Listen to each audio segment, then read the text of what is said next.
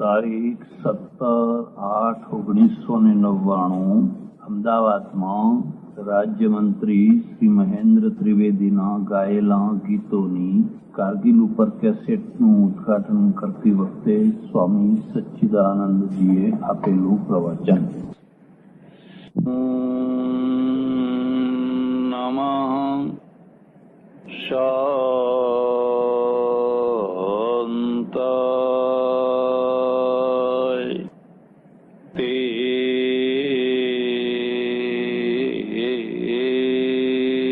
તેજસે. આજની સભાના પ્રમુખ સ્થાને બિરાજેલા ભાઈ શ્રી મુકેશભાઈ પટેલ, જેમના ગીતોની કેસેટનું આજે આપણે પ્રચલન કરી રહ્યા છીએ એવા સ્વનામ ધન્ય ગુજરાત રાજ્યના એક વરિષ્ઠ મંત્રી ભાઈ શ્રી મહેન્દ્રભાઈ ત્રિવેદી, જેમણે આ કેસેટમાં, આ ગીતોમાં સુંદર મજાનું સંગીત આપ્યું છે, એવા સંગીતકાર ભાઈ શ્રી ગૌરાંગભાઈ વ્યાસ, જેમણે નર્મદા માટે ઘણો પુરુષાર્થ કર્યો છે અને હજુ ઘણો કરવાનો છે. કારગિલની લડાઈ કરતા પણ આ લડાઈ ઘણી લાંબી અને ઘણી કઠિન છે. એવી લડાઈના મુખ્ય સેનાપતિ ભાઈ શ્રી જયનારાયણભાઈ વ્યાસ, ભાઈ શ્રી ભૂપેન્દ્રસિંહજી, મંચ ઉપર બિરાજેલા બીજા બધા વિશિષ્ટ મહાનુભાવો, સજ્જનો અને બેન, આપણે ત્યાં બે સત્યો માન્યા છે. એક ધ્રુવ સત્ય છે અને એક ચાલુ સત્ય છે. ઘણી બાબતો એવી છે કે જેને આપણે ચાલુ સત્ય કહીએ છીએ, જે આજના દિવસ પૂરતું સત્ય હોય પણ આવતીકાલ માટે કદાચ એ સત્ય ન રહે. જે ભારતમાં સત્ય હોય પણ બ્રિટનમાં એ સત્ય ન હોય. દેશ કાળ પરિસ્થિતિ બદલાતા જે સત્ય બદલાઈ જાય એ ચાલુ સત્ય છે. પણ કેટલાક ધ્રુવ સત્યો છે અને એ બધા ઘણા ધ્રુવ સત્યો ગણાવ્યા છે. એમાં એક મૃત્યુ ધ્રુવ સત્ય. કરોડ પ્રયત્ન કરો પણ મરવાનું છે, મરવાનું છે, મરવાનું છે, મરવાનું જ છે. ગીતામાં કહ્યું છે, જાતસ્ય હિ ધ્રુવો મૃત્યુ ધ્રુવમ જન્મ મૃતસ્ય ચ. ધ્રુવ શબ્દ વાપર્યો છે, પણ મારે મૃત્યુ વિશે કઈ કહેવું નથી. એવી જ રીતે યુદ્ધ પણ ધ્રુવ સત્ય છે. તમે ઈચ્છો કે ન ઈચ્છો, તમે ચાહો કે ન ચાહો, યુદ્ધ થયા છે, થતા રહે છે, થવાના છે, થવાના છે. એને કોઈ રોકી નહીં શકે. બહુ બહુ તો તમે એને 15 દિવસ, મહિનો, 2 મહિના, 4 મહિના, 6 મહિના આગા પાછા ધકેલી શકો, પણ યુદ્ધને સદંતર અટકાવી શકાતું નથી. આ ધ્રુવ સત્ય છે. અને જો આ ધ્રુવ સત્ય છે તો યુદ્ધને હાર્યા કરવું કે યુદ્ધને જીત્યા કરવું એ સાધનાનો એક ગંભીર વિષય છે. જે પ્રોબ્લેમ, જે પ્રશ્ન રાષ્ટ્ર માટે, પ્રજા માટે અનિવાર્ય છે, ધ્રુવ છે, એ પ્રશ્ન પૂરતી તમારે સાધના કરવાની જ છે. મારી દ્રષ્ટિએ આ યુદ્ધના મુખ્ય 4 ઘટકો છે. સૌથી પહેલું અને મહત્વનું ઘટક રાજા છે, નેતા છે. બીજું ઘટક ગુપ્તચરો છે. ત્રીજું ઘટક લશ્કર પોતે છે અને ચોથું ઘટક પ્રજા છે. ઉપરના 3 વિશે બહુ ચર્ચા નથી કરવી, પણ એટલું યાદ રાખજો કે યુદ્ધ રાજા લડતો હોય છે. ઘોડો નથી દોડતો, અસવાર દોડતો હોય છે. સારામાં સારો ઘોડો હોય પણ નબળામાં નબળા અસવારને આપો તો એ દોડી નહીં શકે. વાજિંત્ર નથી વાગતું, વગાડનારો વાગતો હોય છે. તમે સારામાં સારું વાજિંત્ર લાવી અને કોઈ બુદ્ધુને આપી દો, ભેંસો ખીલો તોડાવીને ભાગશે. વાજિંત્ર નથી વાગતું, વગાડનારો વાગે છે. મને એકવાર કહેલું કોઈએ કે મુંબઈનો એક બહુ મોટો ફિલ્મ સંગીતકાર, 35-40 વર્ષ ઉપરની વાત કરું છું, બહુ પ્રસિદ્ધિ એ વખતે એમની, અને કંઈક નીકળી ગયેલો અને લોકોને ખબર પડી ગઈ કે આ ફલાણો માણસ છે. પ્રસિદ્ધિ થયા પછી તમે સામાન્ય રીતે હરીફરી ન શકો, તમારા ઉપર એક કંટ્રોલ આવી જાય. તમારે પુરાઈને રહેવું પડે, એક જગ્યાએ બેસીને રહેવું પડે, નહીં તો લોકો ક્યારેક તમને ઘેરી વળે કંઈ કહેવાય નહીં. કોઈને ખબર પડી ગઈ કે આ જય કિશન છે. અને મને કહેતા આનંદ થાય છે કે જેમ અવિનાશ વ્યાસ ગુજરાતના સપૂત, એમ જય કિશન પણ ગુજરાતનો જ સપૂત, વાંસદાનો છે. અને આપણે એની જોઈએ એવી કદર નથી કરી શક્યા. લોકો ઘેરી વળ્યા, કંઈક સંભળાવો, કંઈક સંભળાવો, કંઈક સંભળાવો, પણ એ વાજિંત્ર તો કોઈ છે શું સંભળાવવું? ટોળું ખસે નહીં. પછી એને કહ્યું કોઈ વાંધો નહીં. હોટલ હતી બાજુમાં, આવડું એક સ્ટૂલ હતું, એ સ્ટૂલ લાવ્યા અને એને સ્ટૂલ વગાડવા માંડ્યું અને ટોળું બધું નાચવા માંડ્યું. સ્ટૂલ નથી વાગતું, વગાડનારો વાગે છે. એમ યુદ્ધ છે, લશ્કરથી નથી થતું. ઓફિસમાં બેઠેલો જે રાજા છે અથવા જે નેતા છે, એ નેતા યુદ્ધ કરતો હોય છે, એ અસવાર છે. ચેમ્બરલેનમાં અને ચર્ચિલમાં શું ફરક છે? બ્રિટેન એનું એ છે, પ્રજા એની એ છે, લશ્કર એનું એ છે, શસ્ત્રો એના એ છે. પણ ચેમ્બરલેન જયારે નેતૃત્વ લઈને બેઠો છે, જર્મનીના ઝેપેલિન રોજ આવીને બ્રિટેનને ભંગાર કરીને ચાલ્યા જાય છે. અને જ્યાં ચેમ્બરલેનમાંથી ચર્ચિલના હાથમાં સુકાન આવ્યું, આખું પાસું બદલાઈ ગયું. બધો ઇતિહાસ તમે જાણો છો. આ એક મુખ્ય ઘટક છે. એનું બીજું ઘટક છે ગુપ્તચરો છે. અમારે ત્યાં સંસ્કૃતમાં રાજા માટે શબ્દ વાપર્યો છે ચાર ચક્ષુષ. ચાર એટલે ગુપ્તચરો. ગુપ્તચરો જેની આંખો છે. રાજાને પોતાની આંખો નથી હોતી, રાજાને પોતાના કાને નથી હોતા. એને બીજાની આંખે જોવાનું હોય છે અને બીજાના કાને સાંભળવાનું હોય છે. પણ જે આંખે જોવાનું છે એ આંખો જો મોતિયાવાળી હોય તો કોઈ દિવસ રાષ્ટ્રનું ઉત્થાન ન થઈ શકે. ચાર ચક્ષુષા. યુદ્ધ ગુપ્તચરો કરતા હોય છે. અમેરિકા આખી દુનિયાને મુઠ્ઠીમાં લઈને બેઠું છે એની ગુપ્તચરીના દ્વારા. ઇઝરાયલ 16 અરબ રાષ્ટ્રોને ગાંઠતું નથી અને સજ્જડ ફટકા મારે છે એ એની ગુપ્તચરીના દ્વારા. જો તમારું ગુપ્તચર ખાતું તૂટી પડ્યું હોય તો બાકી બધું તમારી પાસે સારામાં સારું હોય તો પણ તમે સફળ ન થઈ શકો, કારણ કે આંખો નથી, આંધળા છો. મારે એ ચર્ચા નથી. ત્રીજું ઘટક લશ્કર છે.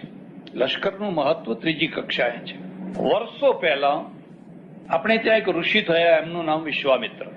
અને વિશ્વામિત્રે ધનુર્વેદની રચના કરી. 4 વેદ અને 4 ઉપવેદ. હું તમને ભલામણ કરું છું કે થોડોક ટાઈમ કાઢીને આ જૂના શાસ્ત્રોને વાંચો. પ્રત્યેક વેદનો એક ઉપવેદ. એમાં ધનુર્વેદ છે એ શસ્ત્રો માટે છે. એને લખ્યું છે પોતાના દુશ્મનો કરતા હંમેશા ડબલ લશ્કર રાખો અને ચડિયાતા શસ્ત્રો રાખો અને સેનાપતિને પેદા કરો.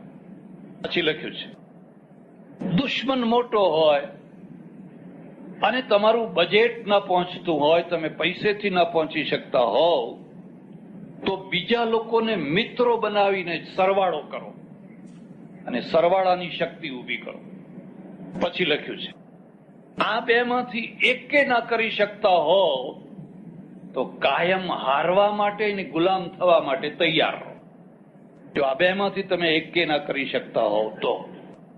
બધી ઘણી વાતો લખેલી છે, લશ્કરની વાત છે. પણ મારે જે વાત કરવાની છે એ ચોથું ઘટક છે, એ પ્રજા છે. પ્રજા જો પાણીમાં બેસી જાય તો સારામાં સારું લશ્કર પણ જીતી ન શકે.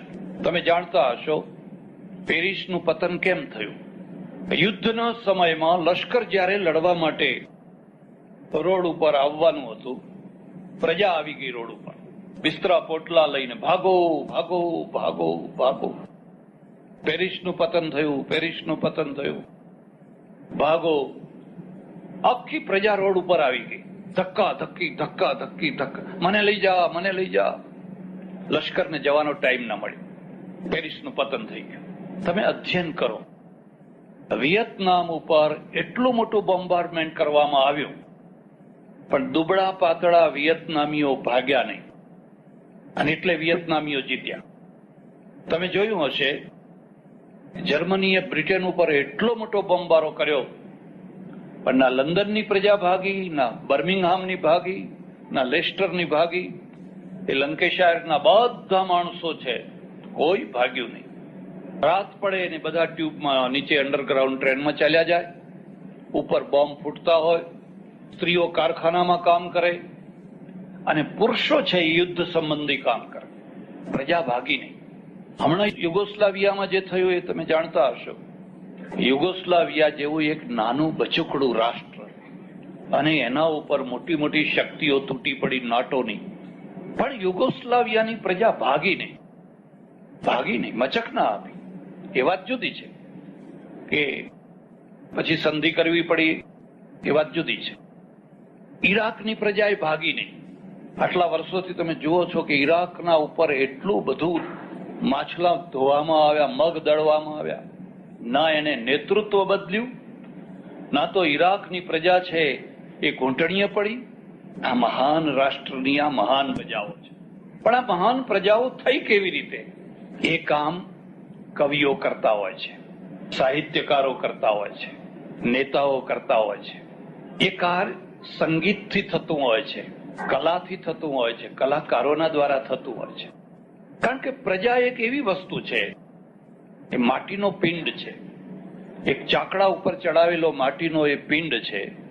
કુંભારને એમાંથી માટલું બનાવવું હોય તો માટલું બનાવે, ઘડો બનાવવો હોય તો ઘડો બનાવે, અને જે બનાવવું હોય એ બનાવે. કારણ કે પ્રજા તો માટીનો પિંડ છે. ચેમ્બરલેને એ જ પ્રજાને જુદી બનાવી હતી ને ચર્ચિલે જુદી બનાવી.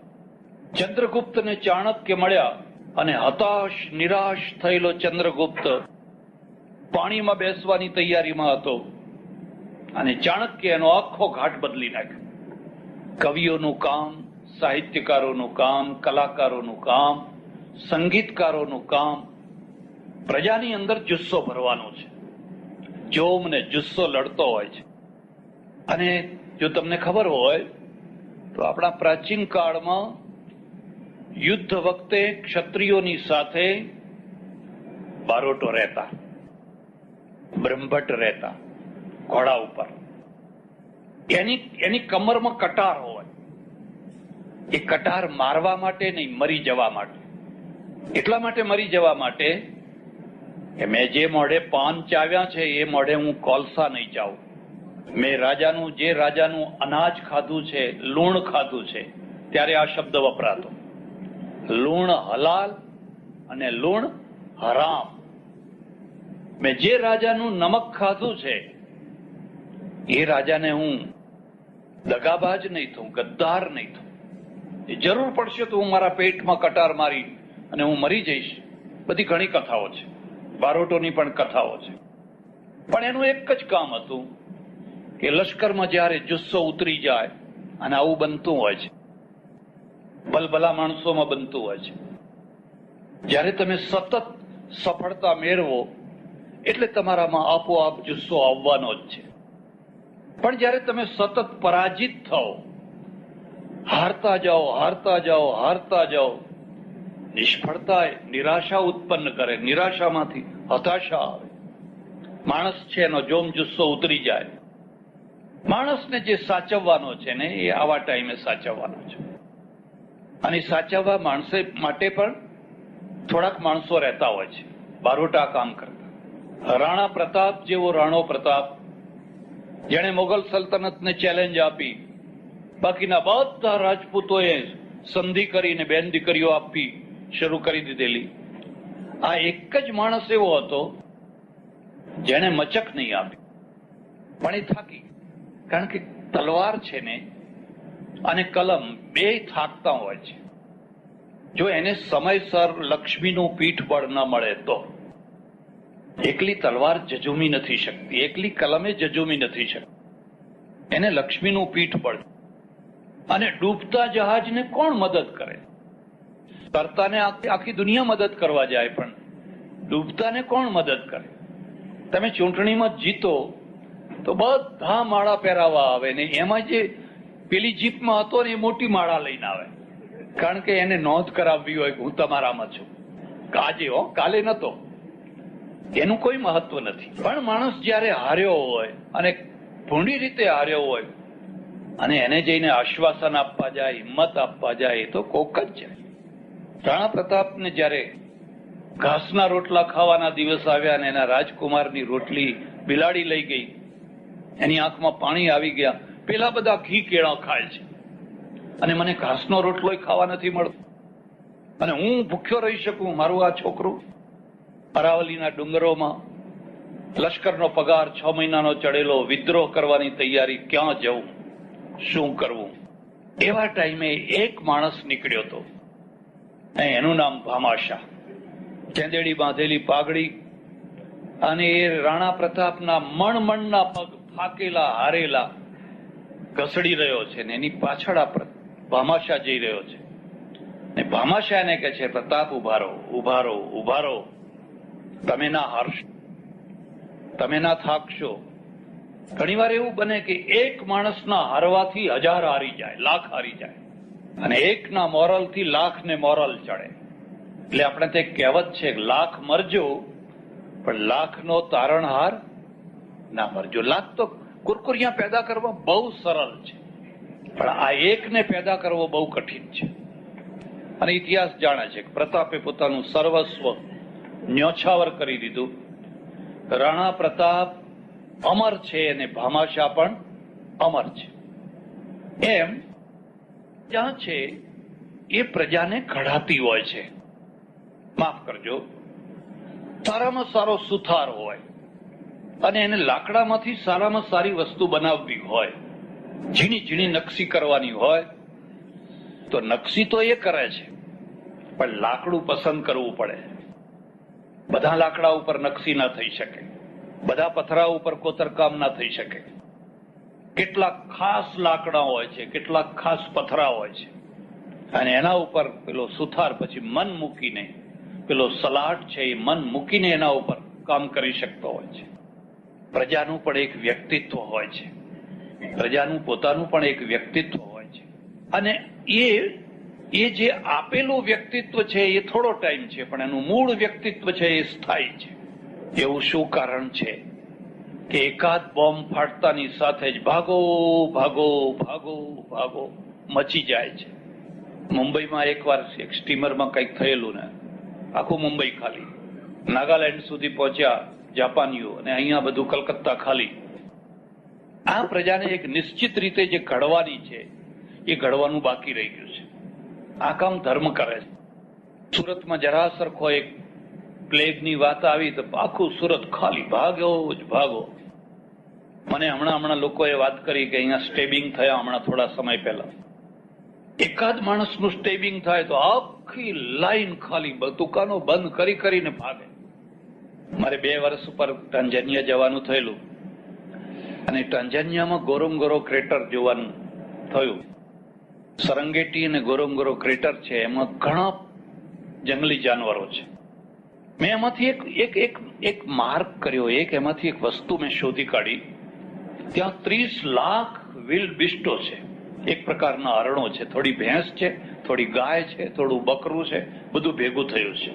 અને મજાકમાં એને થોડીક દાઢી છે, એટલે ત્યાંના લોકો એને સરદારજી, આપણા લોકો કહે છે ને સરદારજી કે, હું એમાં સંમત નથી. 30 લાખ છે, 30 લાખ. અને સિંહોની સંખ્યા છે એ 700 છે. પેલા 30 લાખ છે ને આ 700 છે. હવે તમે વિચાર કરો કે એ જંગલ ઉપર રાજ્ય કોનું છે? આ 700 નું છે કે પેલા 30 લાખ? આ 700 નું છે.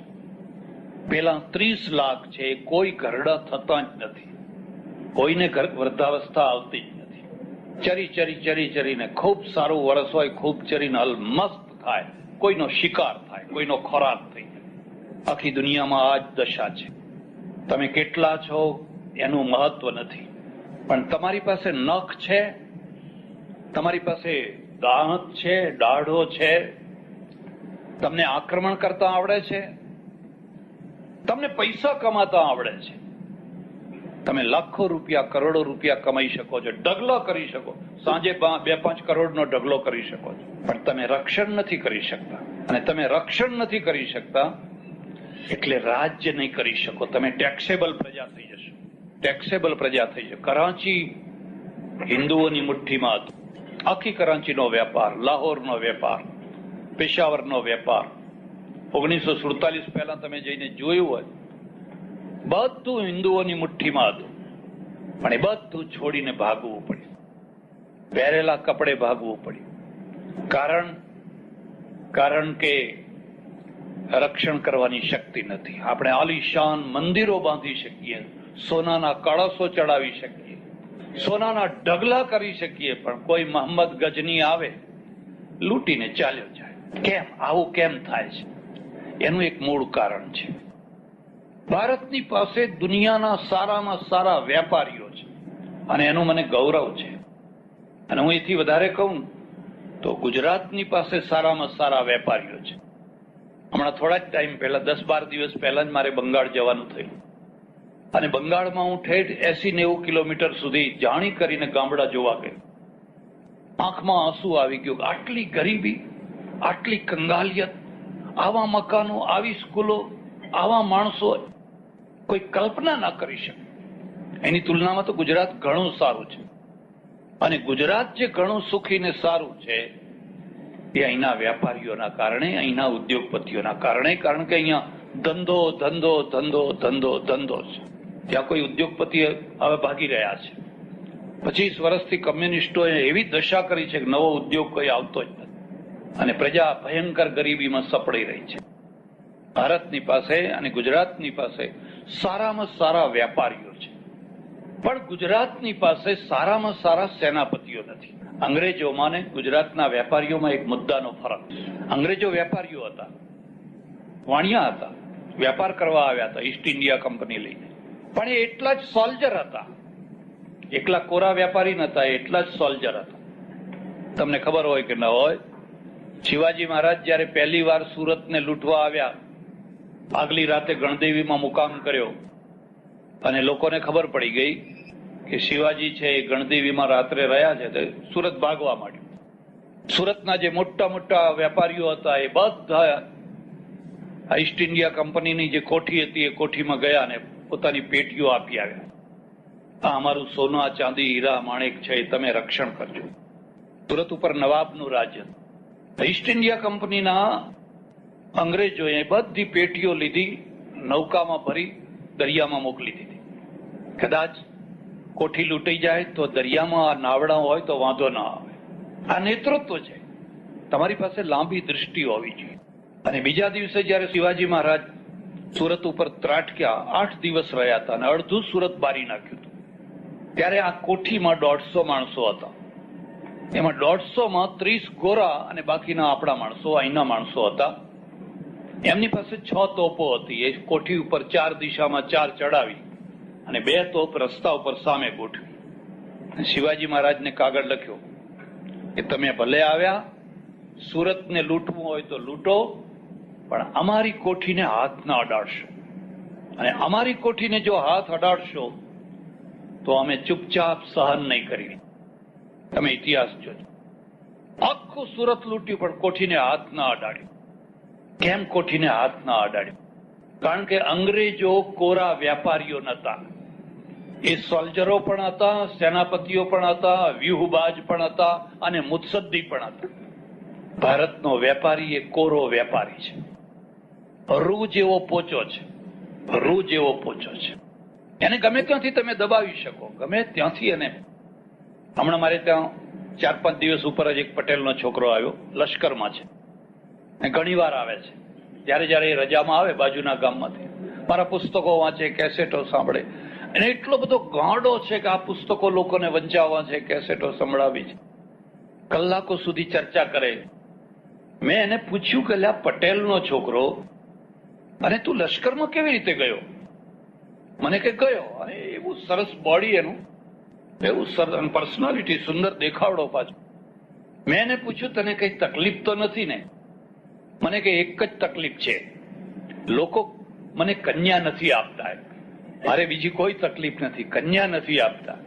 કેમ કન્યા નથી આપતા? કે બધા એમ જ કહે છે કે આપણી છોકરી વિધવા થાય. આ તો લશ્કરમાં એમ, લશ્કરમાં માણસ ગમે ત્યારે મરી જાય, આપણી છોકરી વિધવા થાય.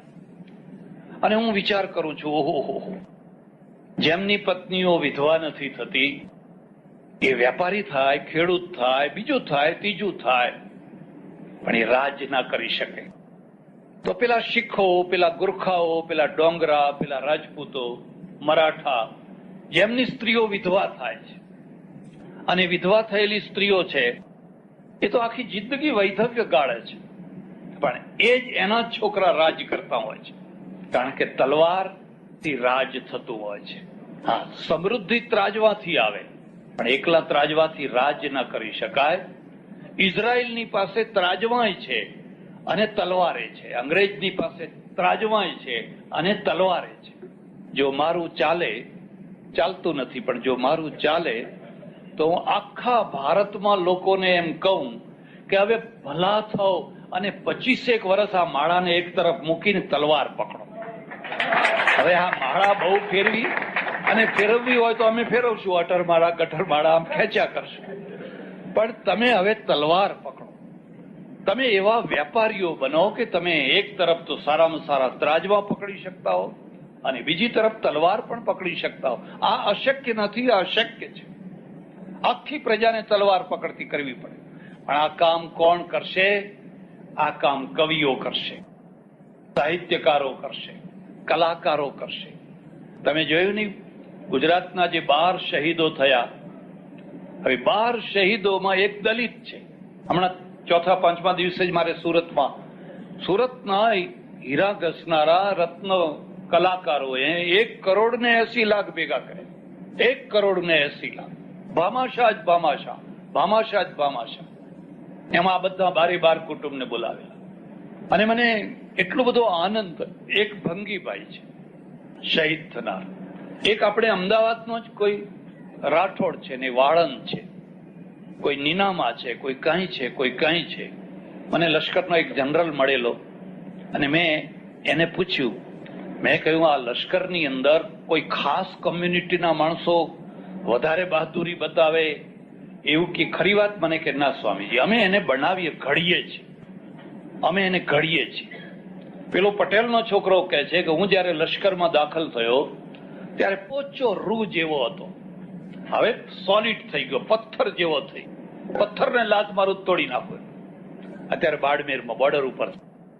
મને કે અમારી એક જ ઈચ્છા છે કે હવે અમને પકડી ના રાખો, અમને છૂટ આપો, અમારે હવે જે કરવાનું છે અમને કરવા દો. થનગની રહ્યા છે, પથ્થર જેવો છે. પ્રજા ઘડાતી હોય છે અને પ્રજાને ઘડતા વર્ષો લાગતા હોય છે. ગુરુ ગોવિંદસિંહે પંજાબને ઘડ્યું. તમે કોઈ વાર તો જાઓ, આ શીખોને જુઓ. શીખો કોણ છે એમની અટકો જુઓ. એ મહેતા છે, મોદી છે, આહલુવાલિયા છે, ભાટિયા છે, રોડે છે, ખત્રી છે. આ તો બધા વાણિયા છે, વેપારીઓ છે. પણ ગુરુ ગોવિંદસિંહ એમના હાથમાં તલવાર આપી, અને તલવાર આપીને આખી બ્લુ પ્રિન્ટ બદલી નાખી, આખી પ્રજાને બદલી નાખી. 5મા કે 6ઠા ગુરુને જયારે જહાંગીરે જીવતા બાળ્યા રાવીની રેતમાં, ધક તવા ઉપર, અને એના પછી જે ગુરુ થયા હરગોવિંદ, એમણે કહ્યું શીખો મારી પાસે આવો, ખાલી હાથે ના આવો. મારા માટે એક ઘોડો લઈને આવો, એક તલવાર લઈને આવો, એક ભાલો લઈને આવો. આપણે હવે પરલોક નથી, અપ્સરાઓનો પરલોક નથી જીતવો. આપણે મોગલોની સામે લડાઈ કરવાની છે, અને આ જમીન ઉપરની લડાઈ છે. આપણે આકાશી પ્રજા. અમે બધા પરલોકની જ વાતો કરીએ, પછી આત્મા અહીં જાય છે ને પછી આત્મા અહીં જાય. એટલે આ દરિયાપુર ખાલી થઈ ગયું, કાલુપુર ખાલી થઈ ગયું, મોહલ્લા ખાલી થઈ રહ્યા છે. તમારો આત્મા ક્યાં જશે એ તો પછીની વાત છે, પણ આ શરીર ક્યાં જશે? કાશ્મીરના પંડિતો ભાગી રહ્યા છે, ક્યાંથી લોકો ભાગી રહ્યા છે. હવે તમે પેલી વાતો બંધ કરો અને આ જે જમીન ઉપરની વાતો છે એ કરો. એટલે પ્રજાનું જે ઘડતર છે, પ્રજાનું જે નિર્માણ છે, એ સાહિત્યકારો કરતા હોય છે. રક્ત ટપકતી 100 જોડી સમરાંગણથી આવે. અને કેટલી નવાઈની વાત છે કે આ લખનાર મેઘાણી જૈન વાણિયા છે. મને પેલા જનરલે કહ્યું કે અમારે કેટલા જૈનો છે, અમારે વાણિયાઓ છે, અને સારામાં સારા કર્નલો છે. આખું આખું એનું સ્ટ્રક્ચર બદલી નાખ્યું. હવે આ ટીપુ લોહી જોઈને બેભાન થઈને ઢળી પડ્યા, રોટલા ખાઈને મરી જાવ, બીજું કઈ કરવાના નથી. ખીચડી કઢી, ખીચડી કઢી, ખીચડી કઢી ખા ખા કરવા. અહીં તો લોહીની શેડો વચ્ચે માણસ લડી રહ્યો છે. આપણા ત્યાં તો એક કહેવત છે કે માથું પડે અને એનું ધડ લડે. એના અંદર કેટલો જોમ જુસ્સો કેટલો ભર્યો હશે. શિવાજીના કવિ છે ભૂષણ, અને ભૂષણની કવિતા જુઓ તો મળદા બેઠા થાય, મળદા બેઠા થઈ જાય. એવું કહેવાય છે કે જે દૌલતાબાદનો જે સૂબો હતો એ શિવાજીને તુચ્છ ગણતો. કારણ કે બધા એમ જ સમજતા કાં તો ચોર છે, ડાકુ છે, લૂંટારો છે, લૂંટીને પર્વતમાં ભાગી જાય છે, એટલે અંગ્રેજોએ પણ એને માન્યતા નહીં આપી. એટલે એની તુચ્છતા બતાવવા માટે પોતાના સંડાસમાં શિવાજીનું ચિત્ર મૂકેલો. ચિત્ર મૂકવાની એ જગ્યા હોય, પણ એને પોતાના સંડાસમાં એ શિવાજીનો ફોટો મૂકેલો. અને ભૂષણ કવિ એટલે દૌલતાબાદના એના ત્યાં પહોંચી ગયો, અને આ અપમાન જાણી કરીને બતાવવા માટે ભૂષણને એ સંડાસમાં લઈ ગયા. અને ભૂષણે જોયું કે ઓહો, શિવાજીનું ચિત્ર અહીં મૂક્યું છે. અને એને તરત જ કવિતા રચી કે ઓહો, મને ખબર નથી કે દૌલતાબાદના સુબાને બંધકોષનો રોગ છે, કબજિયાતનો રોગ છે. એની કબજિયાત દૂર આમ જોયું ને, આમ જોયું ને, બંધકોષ છૂટો. એમ કવિ એટલે કવિ છે, અને એ તો રાષ્ટ્ર કવિ છે, એ તો રાષ્ટ્ર કવિ છે. એટલે પ્રજાને કેવો આકાર આપવો, કેવું રૂપ આપવું, એ કામ સાહિત્યકારોનું છે, કવિઓનું છે, કલાકારોનું છે. અને એ કામમાં ભાઈ શ્રી મહેન્દ્રભાઈએ પોતાનો સૂર પુરાવ્યો છે. મહેન્દ્રભાઈ તો રાજકારણમાં પડેલા છે, અને આપણા નર્મદા મંત્રી બહુ સાચી વાત કહી કે અમને કઈ લાગણીઓ જ નથી હોતી, અમારી કોઈ સંવેદના જ નથી હોતી. મારે એમને એક વાત કહેવાય, બધાને જ કહેવાની છે, તમારે અનુભવ કરવો હોય તો કરજો. ડોક્ટરો છે ને, ડોક્ટરો રોજ ઓપરેશન કરતા હોય ને, સંવેદના ઓછી થઈ જાય. એકનો એક છોકરો લઈને જાય ને, લોકો કે સાહેબ આને બચાવો, સાહેબ આને બચાવો, સાહેબ ચાન બિસ્કીટ ખાતા હોય. કારણ કે આમાં તો રોજ કેટલાય આવતા હોય, કેટલાય રોજ આવતા હોય. જેને કદી આવું દૃશ્ય નથી જોયું એને સંવેદના થાય. પણ જેને સવારથી સાંજ સુધી આવા બધા રોગી, બીમાર, ફલાણા, બૂમો પાડનારા જ આવતા હોય છે, એની સંવેદના ઓછી થઈ જાય.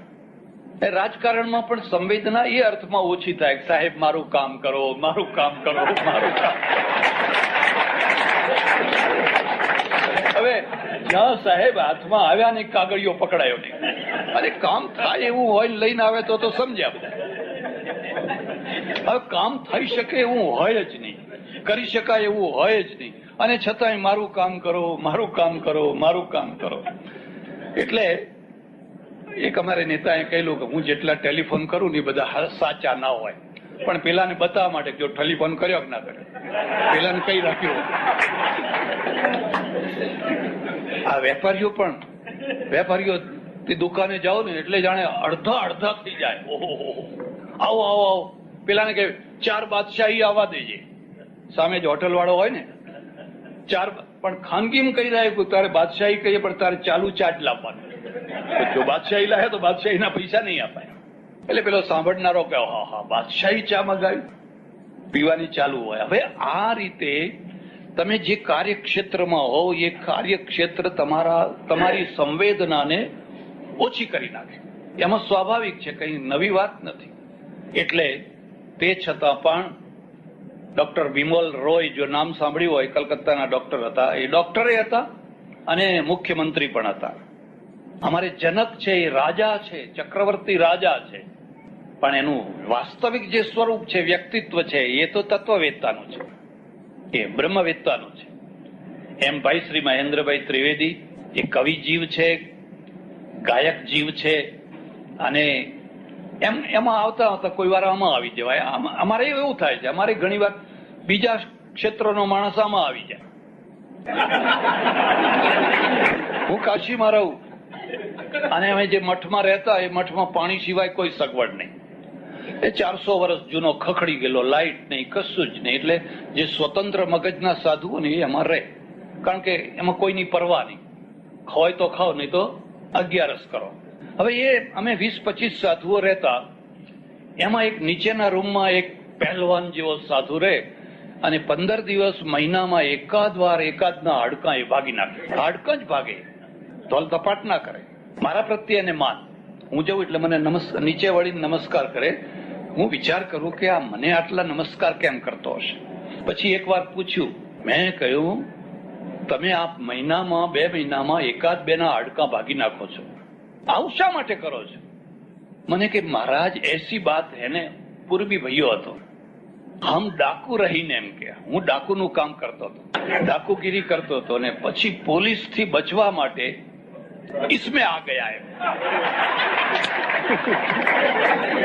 बात तो साची है. હવે इसमें तो आ गया और पुलिस हमारा नाम भी नहीं लेती है, लेकिन वो जो पुरानी आदत है ने, वो आदत नहीं जा रही है. तो મેં કહ્યું ભાઈ આદત પૂરી કરવી હોય તો બીજા ઉપર કરો. આ બિચારા ગરીબ સાધુઓ અહીં રહેતા હોય એના ઉપર શું પૂરી કરો? દરેકનું એક ક્ષેત્ર હોય છે. ભાઈ શ્રી મહેન્દ્રભાઈનું પણ એક ક્ષેત્ર છે.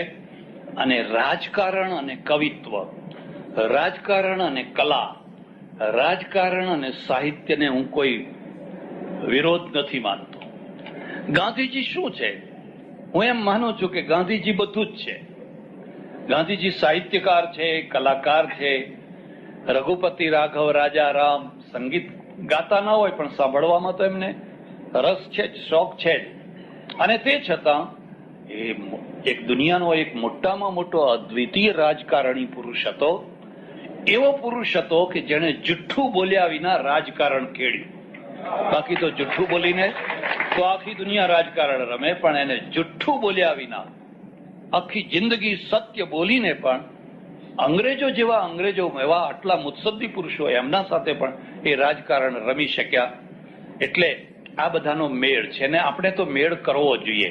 હું એમની વાત સાથે સંમત છું કે પછી બધી જાડી ચામડી જાડી ચામડી જાડી ચામડી જાડી ચામડી એક તરફ કરી દીધી તો સંવેદનશીલતા આવશે ક્યાંથી? એટલે થોડીક પાતળી ચામડી, થોડીક સુંવાળી ચામડી. અને પાતળી ચામડી કે સુંવાળી ચામડી છે એનું લક્ષણ એ છે કે કંઈક ભૂલ થઈને કંઈક આઘું પાછું થયું તો ફટ દઈને રાજીનામું આપી દે, એટલે સમજવું કે આ પાતળી ચામડીનો માણસ.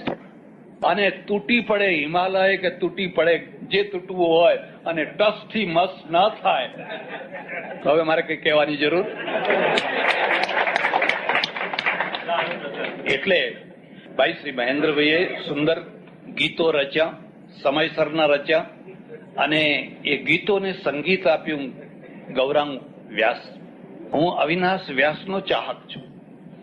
એમના ઘણા ગીતો અને ઘણું સંગીત હું ઘણી વાર લોકોને કહું, પણ મારા પ્રવચનોમાં પણ કહું છું કે અવિનાશ વ્યાસ એ માત્ર ફિલ્મી ક્ષેત્રનો માણસ નથી.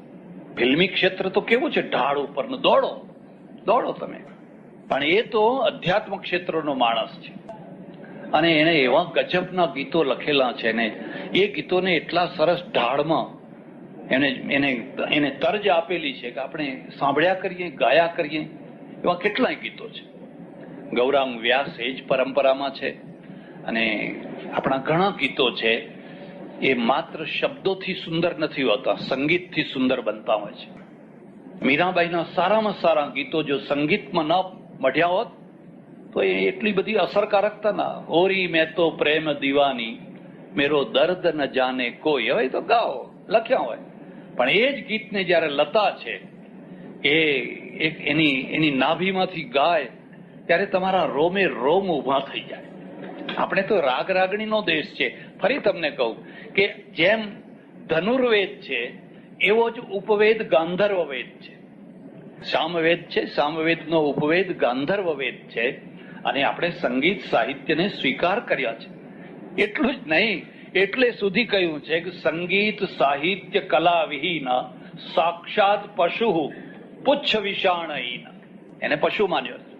અને રાગોનો કોઈ છેડો નથી, કોઈ અંત નથી. એ સપ્ત સ્વરમાંથી તમારે જેટલા રાગ, જેટલા રાગણીઓ તમારે પેદા કરવી હોય એટલી કર્યા જ કરો, કર્યા જ કરો. એમાં કોઈ પૂર્ણ વિરામ નથી. પૂર્ણ વિરામ મૃત્યુ છે. જો પૂર્ણ વિરામ આપી દીધું તો એ મૃત્યુ છે. તમે આજે પણ એમાંથી જેટલી રાગ રાગણીઓ કાઢવી હોય એટલી કાઢી શકો છો. એટલે એ ગીતોને સંગીતનો ઢાળ આપ્યો, સંગીતની લય આપી, સંગીતનો સૂર આપ્યો, પેલા શરીરમાં પ્રાણ પૂર્યો અને એને ચેતનવંતું બનાવ્યું. એટલે ભાઈ શ્રી મહેન્દ્રભાઈને અને ભાઈ શ્રી ગૌરાંગભાઈને જેટલા ધન્યવાદ આપીએ એટલા થોડા છે. હું પરમેશ્વરને પ્રાર્થના કરું કે યુદ્ધ છે એ શાંતિકાળમાં લડાતું હોય છે, યુદ્ધકાળમાં નથી લડાતું હોય.